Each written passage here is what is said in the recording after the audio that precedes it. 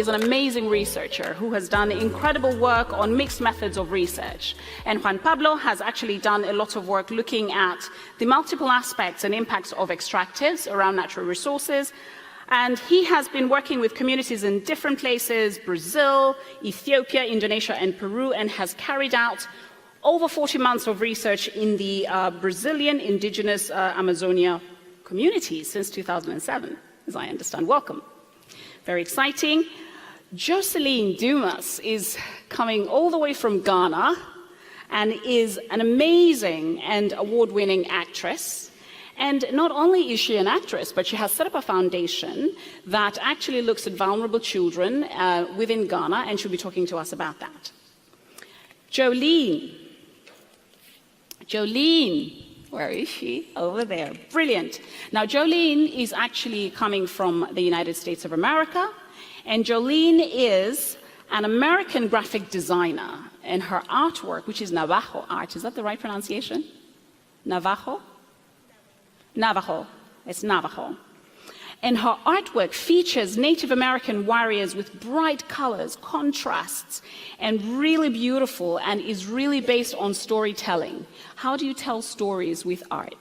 And also looking at the women in her life that have inspired her, and in particular her mother and the strong women within her community. And lastly, but not the least, Nishad. Nishad is coming to us from Qatar, and is the executive director of the Arab Youth Climate Movement, a youth environmentalist, educator, and social advocate. So we're so excited to have you all here. Welcome. I'd like to invite Joselyn to just tell us a little bit about how her work is actually connected to the issues of rights and also gender inclusion. Hello, everybody. Like we say in Ghana, Akwaba, which means welcome to all of you. And it's such an honor to be here today. The late Kofi Annan was absolutely right when he said that gender equality is more than a goal in itself. It is a precondition for meeting the challenges of reducing poverty, promoting sustainable development, and building good governance. Now, in my work as a children's rights advocate, in an environment of inherent tradition, gender equality has always played a leading role, introducing revolution in gender norms, which inevitably changes the cultural narrative. Now, in the same way, the challenges of climate change that we face today are not gender neutral. Climate change is a sustainable development challenge with broad impacts not only on the environment, but also on economic and social development of all.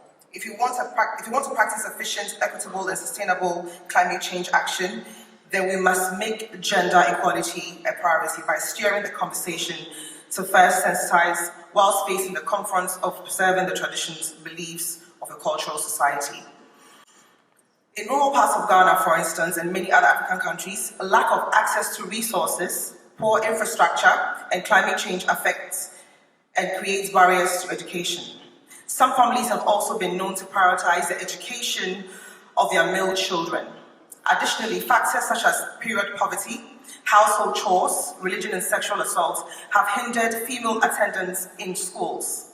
Fortunately, due to the positive effects of government and non-profit initiatives, the gender parity gap in education has narrowed over the past decade. But notwithstanding, there has to be a lot of work done. And that's one of the things, or one of the many things my organization is trying to do by educating people. And when I say people, by educating the young ones, because I feel like as adults, we are quite set in our ways, and the future doesn't really belong, well, the present is here, but the future belongs to the children. And once we're able to sensitize them on the need to preserve the environment, it will go a long way to help the world. Thank you.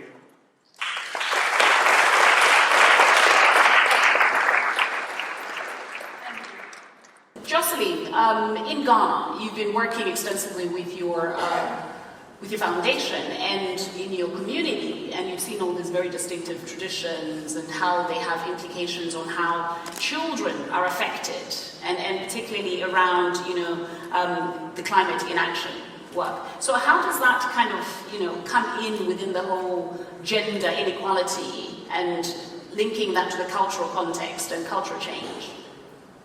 So growing up in Ghana, I think I can speak for certain parts of Africa as well, we're always told that a girl is to be seen and not heard. And that has been a part of our culture, and that's something that is changing over the years. So it has actually made a lot of women, I need to choose my words correctly, but it has made us almost, we're not as empowered as we should be. But recent times, because the world is now a global village, thanks to social media, we see a lot of things that are happening in other parts of the world. For instance, when the Me Too movement started in the US, that also gave a lot of voice to the women in Ghana, and we started speaking up. And some rape victims were able to come up and say that they've been raped, for instance, based on the fact that they were using the internet and social media for positive change.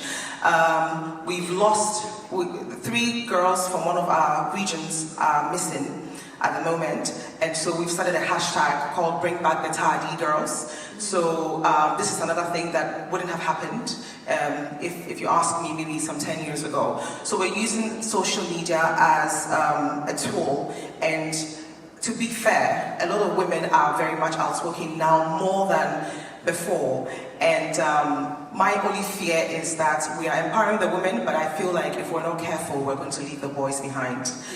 We're empowering the girls, we're making them speak up, we're making their voices heard, but then I think that we're putting too much focus on the girl child when it needs to be more inclusive, because we don't want to raise women of power who will not be able to match up to the men in the future. So for me, I think that in order to even combat this whole climate issue, we need to involve all children. And I think that I see that happening, but there's a lot more work to be done.